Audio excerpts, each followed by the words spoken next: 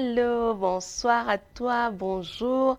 Dépendamment de l'heure à laquelle tu nous suis sur ta télévision, tu nous suis sur Facebook, tu nous suis sur YouTube. Bonsoir à toi. Mon nom est Ariane Kisanga et comme vous le savez, j'aime la présence de Dieu. Alors, ce soir, on va commencer pour notre partage, notre deuxième partage de 2021. As-tu créé de l'espace pour Dieu? Est-ce que tu es prêt à prendre juste quelques minutes pour le Seigneur? Permettre au Seigneur de te parler. On va commencer par un mot de prière avant qu'on se lance dans notre partage. Notre prière de ce soir est tirée du livre de Psaumes au verset 90, au chapitre 97 plutôt, et le verset 9. La parole de Dieu dit, car toi, Éternel, tu es le Très-Haut sur toute la terre. Tu es souverainement élevé au-dessus de tous les dieux. On est encore au mois de janvier, on est encore au commencement de cette année 2021. Tu vas te joindre à moi ce soir et tu vas élever le nom de Dieu. Tu vas dire, Seigneur, toi, tu es élevé, tu es le très haut, tu es le plus haut placé dans tout ce qui peut m'arriver en 2021. Seigneur, toi, tu restes haut. Alors, tu vas élever le nom de Dieu. Tu vas placer le nom de Dieu au-dessus de tout. Tout ce que tu imagines peut t'arriver, de bon ou de mal. Tu vas placer le nom de Dieu au-dessus de cela. C'est que toi, tu penses qu'il soit la chose la plus élevée dans ta vie. Ça peut être un travail, pour toi ça peut être une promotion, la chose que toi tu penses qui est au-dessus de tout. La parole de Dieu nous dit ce soir que le nom de Dieu est au-dessus de tout. Alors joins-toi à moi ce soir et élevons le nom du Seigneur.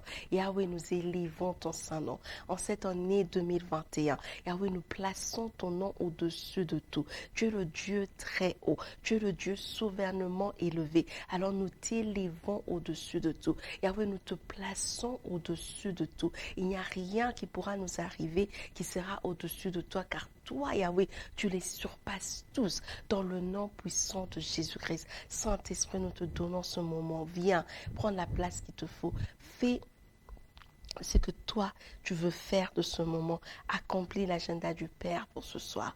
Dans le nom puissant de Jésus, nous avons ainsi prié. Amen. Amen. Amen. Amen. Alors, on va continuer ce soir dans le livre des Actes des Apôtres. Comme je vous ai dit la semaine passée, c'est un livre qui m'a beaucoup béni pendant le dernier mois de l'année 2020. Et pour nos premières plutôt partages de cette année 2021, on va être un peu plus concentré dans le livre des Actes des Apôtres. Et ce soir, on va regarder la vie de Saul. On va regarder comment est-ce que Saul est passé de Saul à Paul. Et pour ceux qui ont un titre, le titre de ce soir de notre partage est Être désiré, de Saul plutôt à Paul.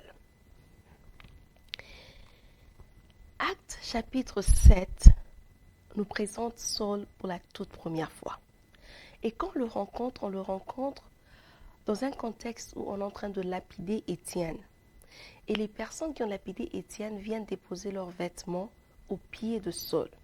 Cela nous montre que c'était lui qui était derrière la lapidation d'Étienne. Saul était une personne qui n'aimait rien qui avait à faire avec Christ. Il détestait tout ce qui était de Dieu. Et à cause de cela, il s'est mis à persécuter l'Église. Saul est né des parents hébreux. Et son nom, en fait, veut dire être désiré ou avoir été demandé à Dieu. Si on se base seulement sur la signification de son nom, on peut comprendre par là que Saul n'était pas un enfant juste ordinaire.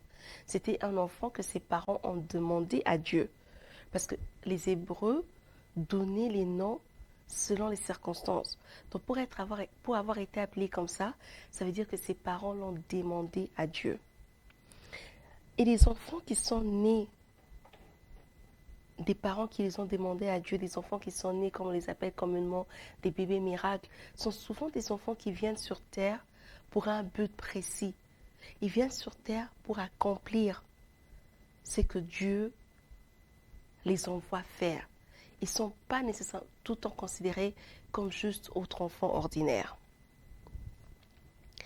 Et Saul, cette personne qui avait ce nom, qui voulait dire être désiré ou avoir été demandé de Dieu, était une personne qui était méchante. C'est une personne méchante, c'est un persécuteur de l'Église et il était un non-croyant.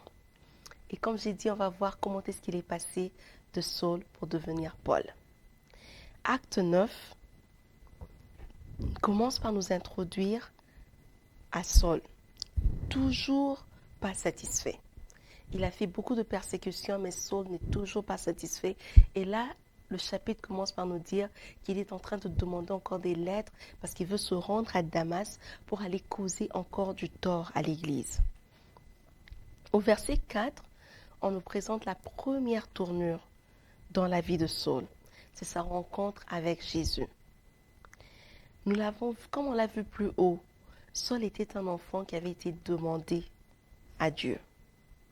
Il est important de noter que quand on demande quelque chose à Dieu et que Dieu nous donne, il ne nous donne pas nécessairement pour que nous en aille faire avec ce qui nous plaît, mais il nous donne cette histoire pour qu'on puisse servir cet enfant ou cette chose qu'on a demandé pour que ça puisse servir à sa volonté et à son œuvre. Et si on ne le fait pas, le Seigneur lui-même revient pour réclamer cette histoire. Et c'est ce qui s'est passé avec Saul. Quand il rencontre Jésus-Christ, Jésus-Christ est descendu lui-même pour réclamer cette personne qui avait été demandée par ses parents à Dieu. Et lorsque Jésus parle à Saul, il se présente et il dit à Saul 3 choses. Premièrement, il dit qui il est. Il dit « Je suis Jésus ». Deuxièmement, il dit à Saul ce qu'il était en train de faire. Saul était un persécuteur des églises. Et troisièmement, il lui montre aussi ce qui est impossible de faire. C'est de lutter contre sa vocation ou sa destinée. Parce qu'il dit à Saul, ce que tu es en train de faire, tu le fais en vain. Mais pourquoi Jésus a déclaré ces 3 histoires à Saul? Il a déclaré premièrement pour montrer une preuve à Saul que lui était vivant, que Jésus-Christ était vivant. Et en disant cela, ça a confondu tous les mensonges que Saul avait dans sa tête. Toutes les questions sans réponse qu'il avait ont été confondues par Jésus-Christ qui est venu le chercher. C'est facile pour nous aujourd'hui de détruire ou de tuer ou de mal utiliser quelque chose quand on ne comprend pas la chose. Saul se mettait à détruire les églises parce qu'il ne comprenait pas. Il ne savait même pas que c'est Jésus plutôt que les disciples étaient en train d'enseigner, que les disciples étaient en train de parler, que ces Jésus-là était vivant. Alors quand Jésus vient lui-même se présente à Saul et dit « Je suis Jésus », Jésus a dit à Saul « Je suis vrai, j'existe réellement, je ne suis pas un mythe. » Une mythe plutôt. Pardon. Mythe, c'est en anglais, une mythe. Pardon. Et dans le cœur, dans la tête de Saul, c'était réglé. Il se disait, oh, ça veut dire que ce que les disciples disaient est vrai. Donc ce Jésus, effectivement, celui qu'on prêche, est une personne qui vit. Et en deuxième lieu, Jésus-Christ est venu pour montrer à Saul que lui, Jésus, est au courant de tout ce qu'on entreprend. Il a dit, c'est toi qui es en train de me persécuter, je sais ce que tu fais. Et Jésus-Christ sait aussi si ce qu'on fait nous rapporte un profit ou si on perd le temps. Il est venu aussi pour prouver à Saul que, comme j'ai dit, il était au courant de tout. Et que des fois, nous entreprenons des choses sous notre croyance ou au nom de notre religion, comme le faisait Saul. Mais Jésus-Christ dit ces choses qu'on entreprend, c'est en vain. Parce qu'il a dit, ça ne sert à rien à Saul de se battre contre sa destinée. Et nos combats, des fois, sont inutiles, sont futiles, parce qu'on le fait contre notre destinée. Pour Saul, il s'agissait de persécuter d'autres chrétiens. Mais quelle est cette histoire que toi tu fais au nom de la religion? Quelle est cette histoire que toi tu fais au nom de ta croyance? Jésus-Christ dit, on le fait en vain quand ils ont fait quelque chose qui n'est pas selon l'appel que lui a placé en nous. Saul a dû perdre sa vue pour comprendre que se battre contre Jésus était inutile. Il ne faut pas tout le temps attendre de perdre quelque chose pour comprendre la leçon que Dieu veut nous donner. Dans Acte 9, chapitres 6 à 7, Saul reconnaît que Jésus est Seigneur et il demande à Jésus de lui dire qu'est-ce qu'il doit faire pour lui. Et c'est une question normale pour Saul parce que lui, il était habitué à faire des histoires pour obtenir l'approbation des rois, pour obtenir l'approbation des autres personnes dans la société. Mais cependant, ce n'est pas ce que Jésus-Christ attendait de lui. Jésus lui dit non, va dans la ville et on te dira ce que tu dois faire. Jésus lui dit, va dans la ville et tu vas apprendre qui je suis et ce que j'attends de toi. Pour Jésus, ce qui est plus important, c'est de le connaître, d'avoir une relation avec lui. Mais nous, ce qu'on fait souvent, c'est dès qu'on est converti, dès qu'on vient à Jésus, on veut faire. Et on oublie de développer cette relation avec Jésus-Christ. Et on se dit qu'on est sauvé pour servir, sauvé pour faire. On est tout en train de faire. Mais est-ce qu'on a réellement une relation avec Jésus? Et quand Jésus répond à Saul d'apprendre quoi faire, il implique quelques histoires qui sont importantes. Et on va juste les voir un à un ce soir. Il dit ça à Saul, une personne habituée à donner des instructions, une personne habituée à arriver quelque part et à dire ce qui doit être fait. Il dit va et apprends. Pourquoi? Premièrement, parce que Saul devrait apprendre l'humilité. Parce que pour apprendre quelque chose, il faut accepter que quelqu'un d'autre te montre. Même si tu dis que tu es autodidacte, tu vas apprendre des livres écrits par d'autres personnes. Donc, ça demandait à Saul de devenir une personne humble. De deux, Jésus voulait que Saul puisse expérimenter trois choses. Il devrait d'abord expérimenter la puissance de la guérison par l'imposition des mains. Parce que rappelez-vous que quand Jésus-Christ l'a appelé, il a perdu la vue.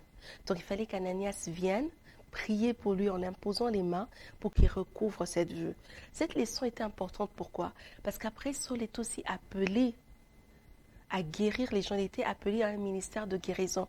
Il devrait comprendre que Jésus-Christ peut opérer par des personnes comme lui, juste par l'imposition des mains. Une autre expérience qu'il devrait faire, c'est l'expérience du prophétique. Saul devrait apprendre la révélation de Jésus et entendre Jésus parler à travers d'autres personnes. Et la troisième expérience, c'était l'expérience du Saint-Esprit. Jésus est descendu pour prendre Saul. Saul n'était pas dans la chambre haute quand le Saint-Esprit est descendu sur les autres apôtres et les autres disciples. Donc lui aussi devrait avoir un temps où il devrait attendre cette puissance. Mais cette puissance du Saint-Esprit ne vient pas dans le pressé de tous les jours. Ça vient dans un lieu où tu t'assois et tu attends. Et Saul devra attendre ça. Et la troisième leçon qu'il devra apprendre, c'était de comprendre que le ministère que Dieu l'a appelé est un ministère qui constitue un équilibre entre la puissance et la connaissance de la parole. Donc, il ne s'agissait pas de lui de se lever directement et de dire « Ok, je veux faire ça et ça et ça pour toi ». Il devrait apprendre. Et Saul devrait apprendre plus que tout que Dieu pouvait parler par n'importe quel homme. Il était appelé à un ministère grand. C'était important pour que Jésus brise l'arrogance, l'orgueil en Saul, de comprendre que les choses que lui va vivre avec Dieu n'étaient pas une exclusivité pour lui, mais c'était des choses auxquelles tous les chrétiens étaient appelés à vivre. Saul avait besoin également d'apprendre que ce que lui apprenait, il devrait aussi reproduire. Ananias lui a appris, lui aussi devrait prendre un temps d'enseigner d'autres personnes. Plus loin dans le même chapitre, on voit que Jésus-Christ ne dit pas directement à Saul ce qu'il attend de lui. Par contre, Jésus parle à travers Ananias. Pourquoi Jésus fait ça? Parce que c'est lui qui a appelé Saul. Et il devrait montrer à Ananias que malgré la mauvaise réputation que Saul avait, malgré ce mauvais témoignage que lui avait approuvé Saul, il devrait parler dans un environnement qui était hostile à Saul. Et c'est ce qui se passe souvent quand Dieu nous appelle.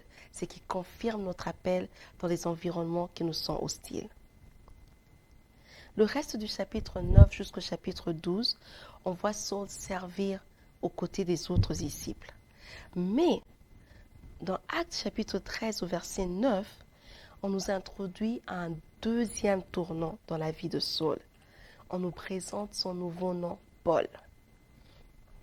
Ce nom Paul est utilisé juste après que Jésus-Christ demande aux disciples de lui mettre à part Saul et Barnabas. C'est la première fois que Saul entre dans le service de Dieu après la consécration, après qu'il a été mis à part. Et on nous présente ce nom de Paul. Paul est un changement de lettre de Saul, mais c'est un nom qui veut dire quelque chose de différent. C'est un nom qui veut dire petit ou humble. Et on assiste à ce changement d'identité de Saul à Paul. Une personne orgueilleuse, une personne qui était habituée à donner des instructions, une personne qui avait en lui cet orgueil d'avoir été demandé au Seigneur. À Paul, une personne humble, une personne qui se rend petit parce qu'il comprend que Dieu est plus grand. Un changement qui est venu après que Jésus-Christ ait demandé Paul. Rappelle-toi qu'au chapitre 9 du livre de Actes, Saul avait été appelé pour un but précis. Il a été appelé pour porter le nom de Jésus-Christ devant les rois et devant les nations. Ça pouvait le rendre orgueilleux parce que Jésus est descendu pour lui. Les autres avaient été avec Jésus-Christ. Mais Jésus-Christ est monté et puis il descend juste pour le prendre. Alors, il avait besoin d'être brisé. Il avait besoin de ce changement de nom. Et chaque fois qu'on l'appelle Paul, son identité est révélée. Cette personne humble, cette personne petite. Et le reste de sa vie, comme on peut voir, est une démonstration des plus grandes puissances. Et aussi, c'est une vie de contentement et d'humilité. Tout ça pour nous dire une chose, que le passage de Saul à Paul est un passage de l'arrogance à l'humilité. Pour nous montrer aussi que tout ce qu'on demande à Dieu, tout ce que Dieu nous donne, n'est pas juste pour nous. Parce que si on le garde pour nous, il descend pour le demander. Mais c'est que Dieu nous donne, tout ce qu'on demande à Dieu est pour son service. Et aussi de comprendre que servir Dieu, les expériences avec Dieu, n'est pas seulement une exclusivité d'une certaine catégorie de personnes. C'est disponible pour tous. On va incliner nos têtes dans la prière. La parole de Dieu dit que le Seigneur résiste aux orgueilleux, mais qui fait grâce aux humbles. En cette nouvelle année, on va prendre le temps de demander au Saint-Esprit de nous aider à être des personnes remplies d'humilité, à être des personnes qui comprennent que si aujourd'hui nous sommes en Christ, c'est parce que Christ est venu pour nous. Christ nous a demandé, Christ nous a désiré, Christ a voulu que nous puissions le servir. Prions. Père, nous voici encore ce soir dans ta présence. On demande, Éternel, que tu puisses nous aider, que tu puisses nous aider à marcher dans l'humilité, à comprendre que toi, le Seigneur qui nous a appelés, toi, le Seigneur qui nous a désirés, tu ne l'as pas fait pour notre propre but, mais tu nous as fait pour ton but, que nous vivons pour accomplir tes objectifs et tes objectifs seuls. Seigneur, je recommande toute personne qui a eu le temps d'écouter ce partage. Yahweh, que tu puisses les visiter, que tu puisses, Éternel des armées, étendre ta main et toucher, Yahweh, partout où l'orgueil a eu place, que tu puisses nous rendre des personnes humbles. Dans le nom puissant de Jésus, nous avons ainsi prié. Amen, amen, amen, amen. J'espère et je prie vraiment que le partage de ce soir t'a béni. Si cela est le cas, partage la vidéo. Et si tu nous suis à la télé ou si tu nous écoutes même à la radio, prends un moment et dis à quelqu'un d'autre qu'il y a Alpha Ministries qui passe et que la personne se rassure aussi de se connecter la semaine prochaine. Alors, jusqu'à ce qu'on se voit la semaine prochaine, rappelle-toi de toujours créer de l'espace pour Dieu. Que Dieu vous bénisse.